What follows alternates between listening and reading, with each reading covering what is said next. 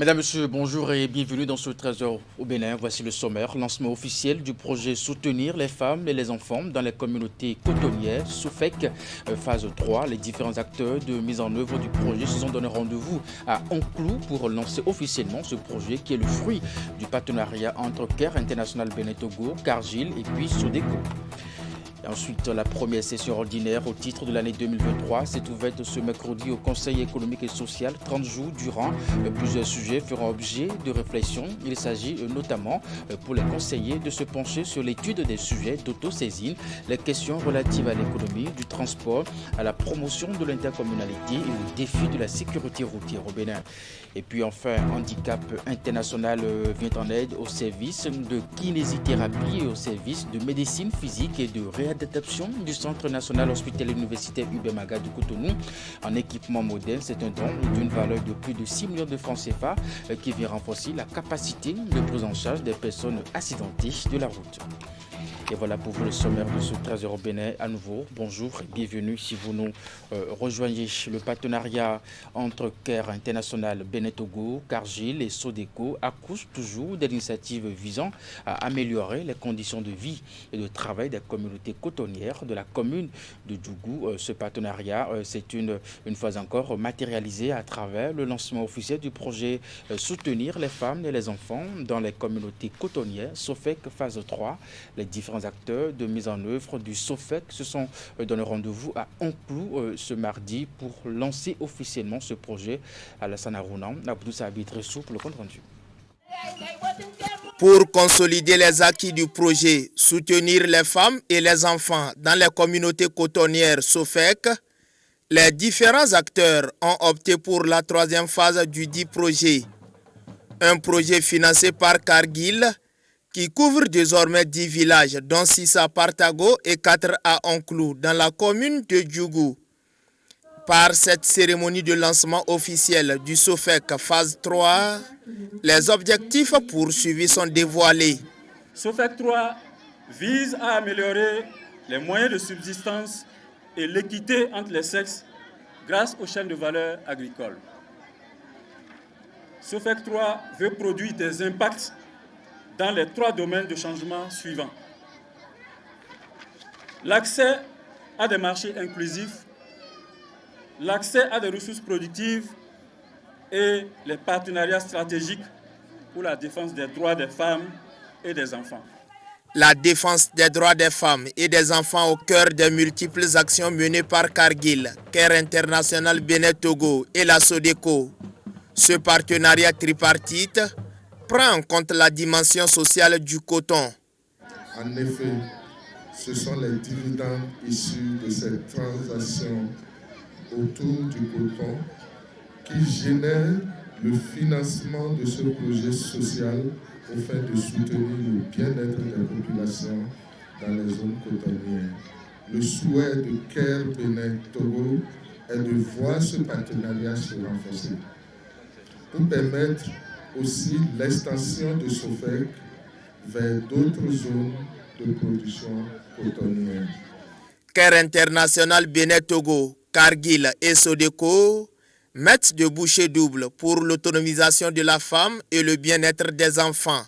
Je voudrais remercier sincèrement CARE International Bénin Togo et son directeur pays ici présent ou représenté pour cette aventure commune pour laquelle elle a décidé de jouer le rôle de premier plan en acceptant de traduire notre rêve en réalité tangible.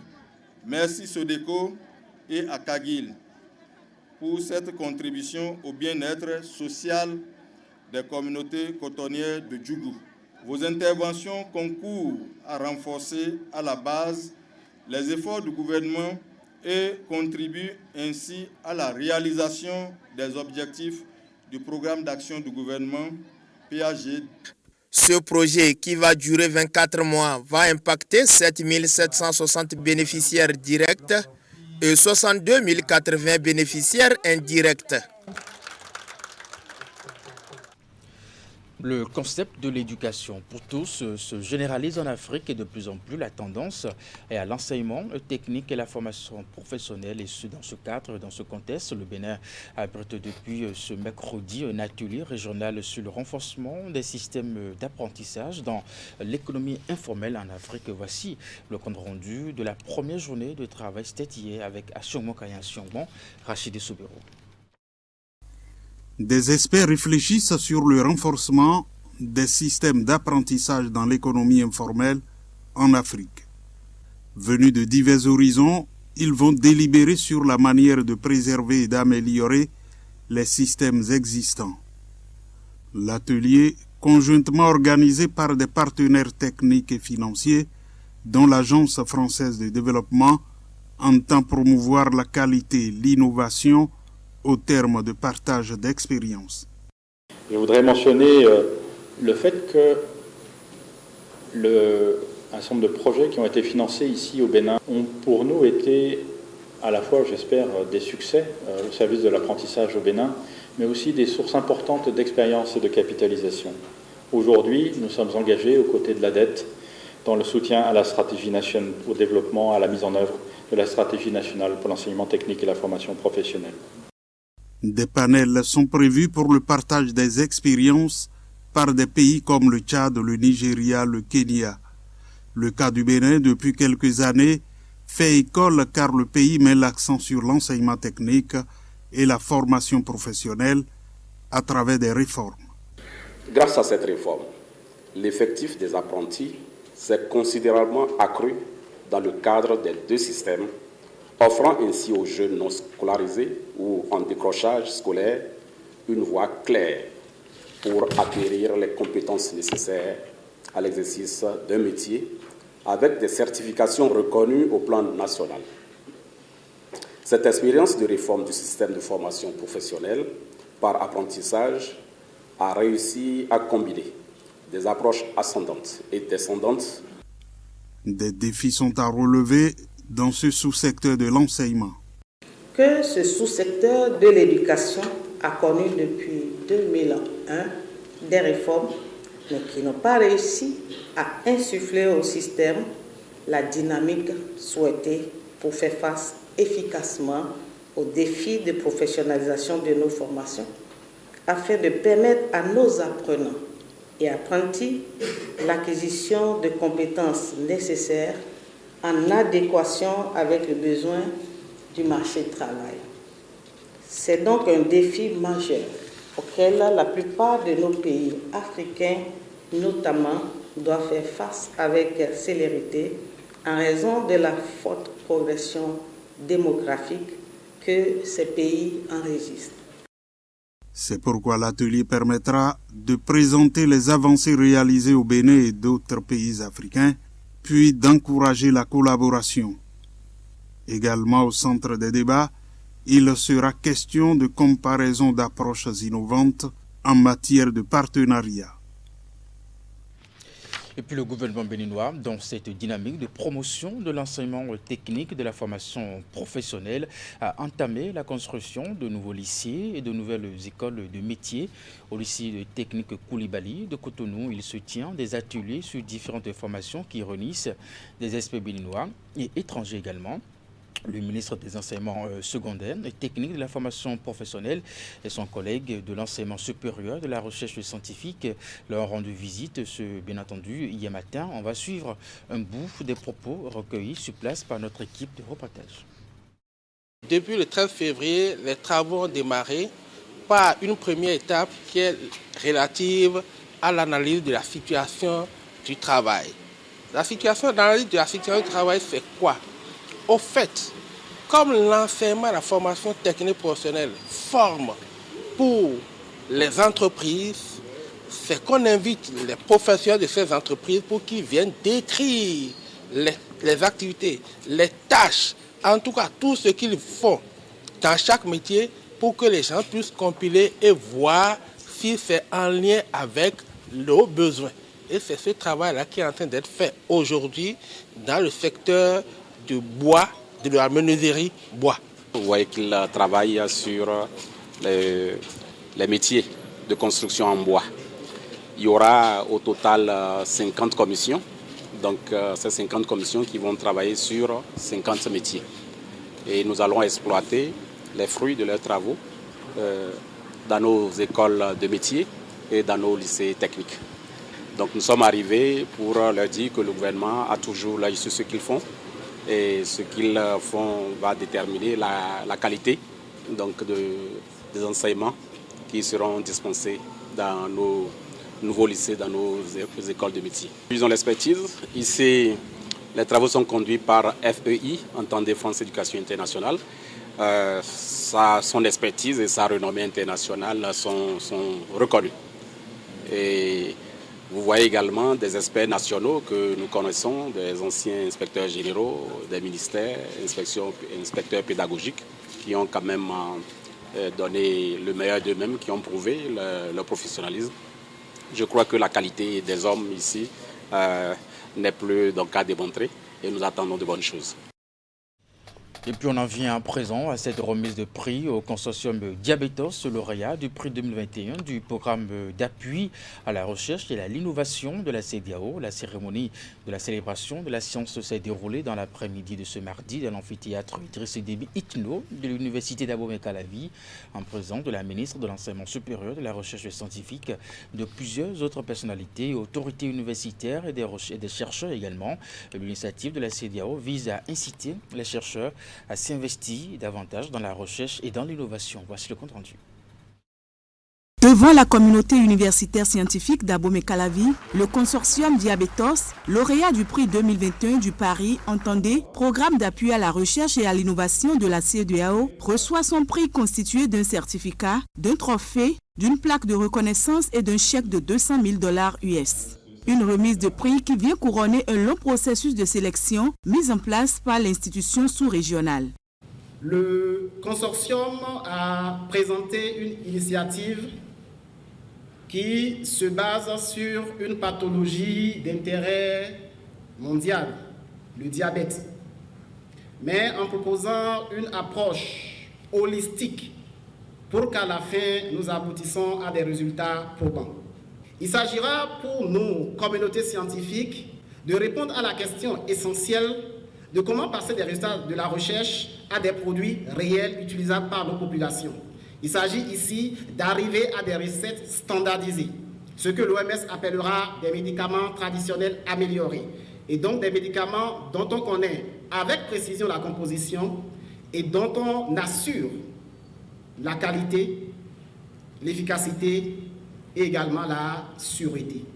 L'unité de recherche en microbiologie appliquée et en pharmacologie des substances naturelles a fait de gros efforts et ces efforts seront recommencés par ce que la CEDEAO veut faire aujourd'hui à travers le programme d'appui à la recherche et à l'innovation. Félicitations aux lauréats, félicitations au docteur Cloto et Jean-Robert, félicitations à toute son équipe et je vous prie d'aller de l'avant. Nous-mêmes qui travaillons, qui faisons la recherche, nous devons suivre l'exemple de ce laboratoire pour aller plus loin. Je vous dis qu'avec les réformes qui sont en cours, on ne va pas hésiter à leur tendre la main financièrement et matériellement pour que maintenant on ne doute de rien sur le travail qui est en train d'être fait dans ce laboratoire. Bravo à vous. À travers le projet Paris présenté à l'assistance, la CEDEAO entend stimuler les chercheurs pour célébrer le savoir-faire, l'excellence au niveau de la recherche et de l'innovation. La CEDEAO tient particulièrement à féliciter les récipiendaires et entend aussi leur rappeler qu'il s'agit d'un fonds collégial dont la responsabilité de gestion revient au consortium d'une manière générale et selon le règlement adopté pour la gestion du programme Paris, des audits seront menés afin de s'enquérir de la bonne gestion des fonds alloués. Monsieur le coordinateur, chers collègues, vous avez par conséquent une lourde responsabilité devant l'histoire. La recherche est le moteur du développement de toute nation. C'est pour cette raison que le gouvernement s'investit depuis quelques années dans la recherche et l'innovation à travers plusieurs réformes dont les résultats vont à terme impacter les populations. Il est important de saluer ce que font les bonnes personnes dans les équipes, les grandes équipes, dans les universités. Cette thématique est pertinente. Je voudrais vous féliciter, vous encourager à adopter les mêmes méthodes qui vous ont permis d'aller aux victoires, à savoir de savoir que ce domaine est un domaine assez précis, un domaine vaste, un domaine qui a fait l'objet d'un certain nombre de travaux qui vous précèdent. Et je sais compter sur votre discernement, votre humilité à aller vers ces groupes de recherche qui ont déjà abordé la thématique. En tant que témoin de cette belle aventure, la ministre de l'Enseignement supérieur et de la Recherche scientifique invite les uns et les autres à emboîter le pas aux lauréats. Une visite guidée du laboratoire a mis fin à cette cérémonie de remise de prix du programme d'appui à la recherche et à l'innovation de la CEDEAO, dont la session de 2023 sera bientôt lancée. Et puis je vous l'annonçais en titre au Conseil économique et social, la première session ordinaire au titre de l'année 2023 s'est ouverte ce mercredi. 30 jours durant, plusieurs sujets feront objet de réflexion. Il s'agit notamment pour les conseillers de se pencher sur l'étude des sujets d'autosaisine, les questions relatives à l'économie du transport, à la promotion de l'intercommunalité et aux défis de la sécurité routière au Bénin. Teddy Goudalo, Henri Ganti pour le compte rendu. Je vous remercie. Une minute de silence en l'honneur des victimes du drame de Dassazoumé pour démarrer les travaux de la première session ordinaire du Conseil économique et social au titre de l'année 2023.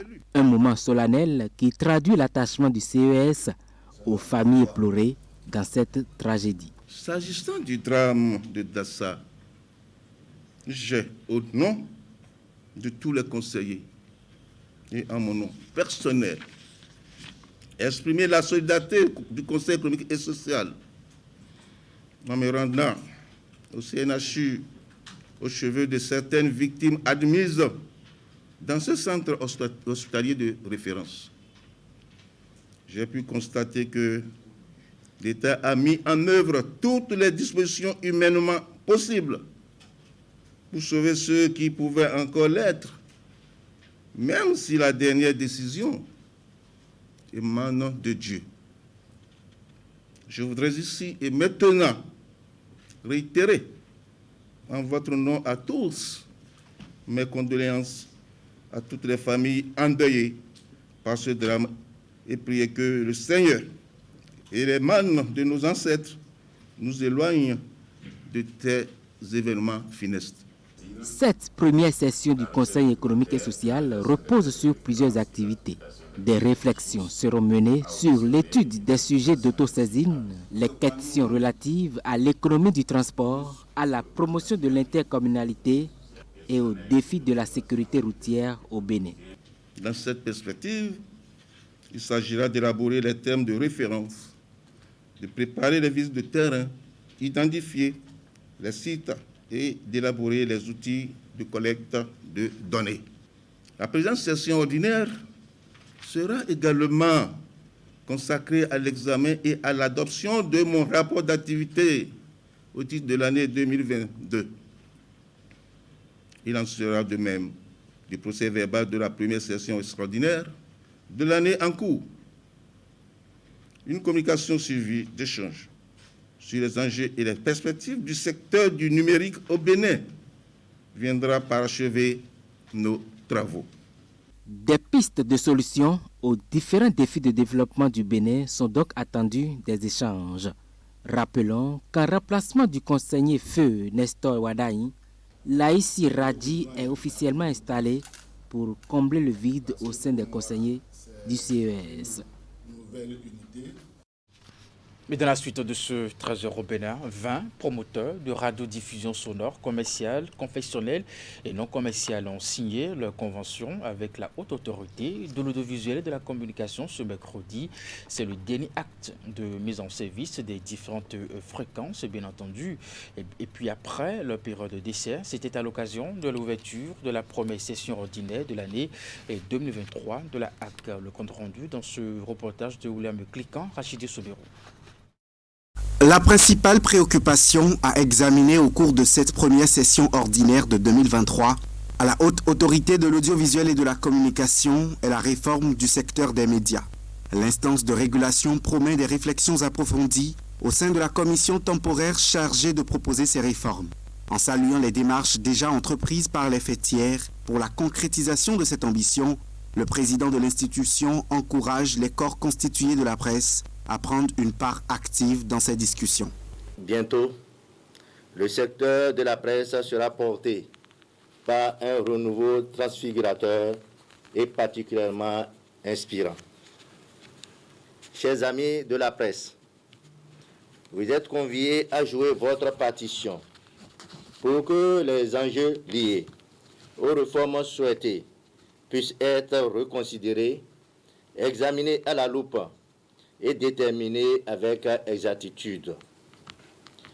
Il ne fait nombre d'aucun doute que nous parviendrons ensemble à donner un rayonnement enviable à la presse béninoise. 14 promoteurs de radio non commerciales, dont 3 confessionnels, et 6 autres promoteurs de radio commerciales ont signé les conventions avec la HAC à l'ouverture de cette session. Ces 20 promoteurs, ayant obtenu les fréquences sur appel à candidature d'attribution en 2020, ont pu satisfaire aux exigences liées à l'autorisation provisoire pendant la période d'essai de mars à novembre 2022. Je voudrais, en votre nom, rassurer le président de la HAC et le collège des conseillers de notre engagement à respecter les clauses des conventions que nous venons de signer et les recommandations de l'institution de régulation par rapport aux exigences de radiodiffusion dont nous sommes les promoteurs. Au nom des promoteurs des stations de radiodiffusion sonore privées commerciales concernées et en mon nom propre, je voudrais témoigner notre reconnaissance au président, conseiller et responsable sectoriel de la Haute Autorité de l'audiovisuel et de la communication pour le moratoire accordé et l'accompagnement de nos projets à travers les différentes missions sur nos sites. Le service que vous nous aviez confié sera exécuté et satisfaire la population béninoise. Que Dieu vous bénisse. Les conseillers de la HAC ont ouvert cette session en constatant le départ de la vice-présidente Cécile Aoumenou, appelée à ses nouvelles fonctions à l'Assemblée nationale. Dans les départements du Borgou et de la Librairie, la baguette du pain salé est toujours livrée à 125 francs CFA aux consommateurs, ceci conformément à l'arrêté ministériel de 2008. Mais dans les boulangeries, ce produit de grande consommation sera désormais livré à 112 francs CFA contre 90 francs CFA auparavant. La réforme est entrée en application depuis ce lundi et les responsables du secteur se sont rendus sur le terrain pour sensibiliser boulangers et revendeurs sur cette nouvelle réalité. Occasion également d'appeler le gouvernement a revoir l'arrêté de 2008 fixant le prix du pain salé à 150 francs CFA. Reportage. Je ne veux pas entendre 150. C'est clair. Il n'y a pas 150. C'est 125. La journée de ce lundi 20 février 2023 marque le début de la réforme du secteur de la boulangerie au Bénin. Le pain doit être cédé à 112 francs CFA dans les boulangeries et 125 francs CFA au consommateur final. Et les responsables du secteur ne veulent pas laisser place à la concurrence déloyale. Nul n'est au-dessus de la loi. C'est l'État qui c'est bon ou pas, on doit respecter l'État. Et que force reste à la loi ou rien. Et 125 au consommateur final. On doit les dire, ne vendez pas à 150. L'État a fixé le prix sur 125 au consommateur final et 112 francs à la boulangerie. C'est un retour aux normes. Pas question donc de livrer la baguette du pain à plus de 125 francs CFA. Ceci conformément à l'arrêté 052 du ministère de l'Industrie et du Commerce en date du 16 septembre 2008. Et d'ailleurs sur le terrain, le contrôle est strict. Même la direction départementale de l'Industrie et du Commerce s'est mêlée à la danse. Nous avions constaté que depuis ce matin, M. Naoum a produit quand même du pain et il vend le pain à ses grossistes à 112 francs, ce qui respecte les dispositions de l'arrêté 2008. Nous avions fait aussi quelques bonnes dames Dans la ville, nous constatons que le prix de 125, la baguette de 160 grammes, est respecté au consommateur final, ce qui est encore très reluisant. Et le moins que l'on puisse dire est que sur le terrain, malgré quelques points de résistance, le message est globalement passé. On nous livre le pain salé à 112 francs et on revend à 125, mais il n'y a pas de sachet. Chacun vient avec son sachet. Le pain pour les grossistes, les bonnes dames, est à 112 francs. Donc les consommateurs viennent prendre à 125. 112, ça ne marche pas. Parce que voyez-vous, même le sel qui est passé de 2500 est à 7000 francs aujourd'hui. La farine de 16 000 à 28 500. Gasoil, 25 litres, c'était à 9 000. Mais aujourd'hui, c'est à 18 000 francs. Du coup, on appelle l'État, M. Patrick Talon, de nous venir en aide, de vraiment changer le prix du pain. En attendant que ce cri de cœur soit entendu par le gouvernement, force doit rester pour l'instant à la loi et les contrevenants aux dispositions légales subiront des sanctions. Et puis avant de prendre congé de vous, Handicap International vient en aide au service de kinésithérapie et au service de médecine physique et de réadaptation du Centre national hospitalier universitaire UBEM-AGA de Cotonou en équipement moderne. C'est un don d'une valeur de plus de 6 millions de francs CFA qui vient renforcer la capacité de prise en charge des personnes accidentées de la route. Reportage. C'est un jour heureux pour les accidentés de la route en soins au service de kinésithérapie et au service de médecine physique et de réadaptation du Centre national hospitalier universitaire UBEM-AGA de Cotonou. Les deux services ont reçu un important lot en équipement. C'est un geste de Handicap International dans le cadre de son projet réadaptation intégrée. L'objectif de ce projet est de mettre en place un processus intégral de prise en charge des accidentés de la route.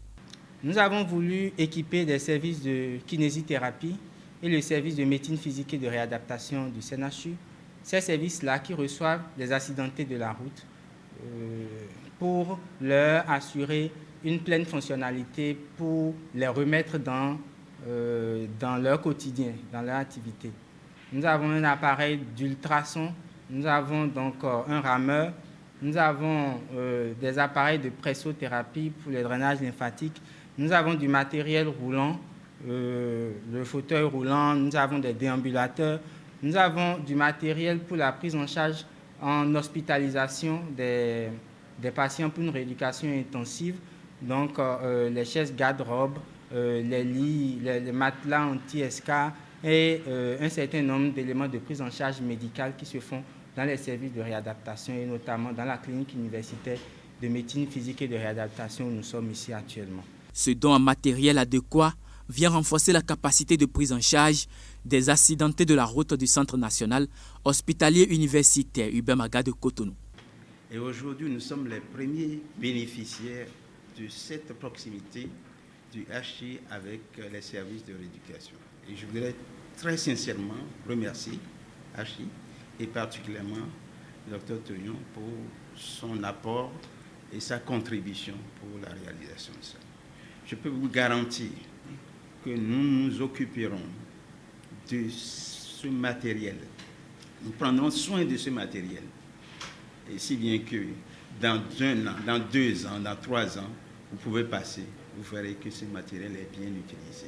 Mais souvent, on pense que la kinésithérapie n'a pas grand-chose à faire dans leur prise en charge, alors que quand on les récupère, pour pouvoir les mettre réellement en fonction, c'est ce service qui rétablit tout le désordre. Donc, nous tenons à vous dire merci. Nous sommes dans une démarche qualité au CNHU. Il faut rédiger la procédure de l'utilisation de ce lot de matériel pour pouvoir permettre à tous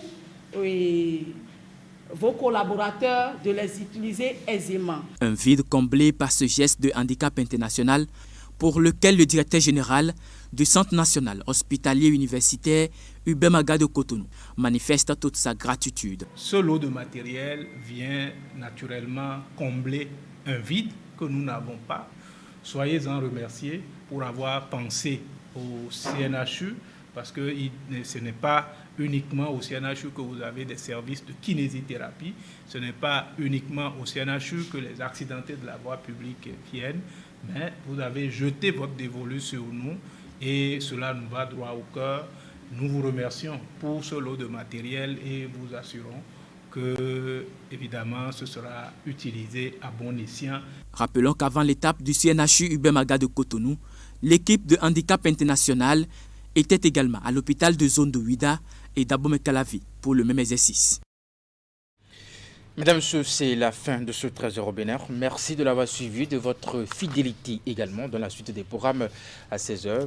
Vous retrouvez votre bulletin d'information 19h30, la grande édition de la soirée. Jusque-là, portez-vous bien et à très bientôt.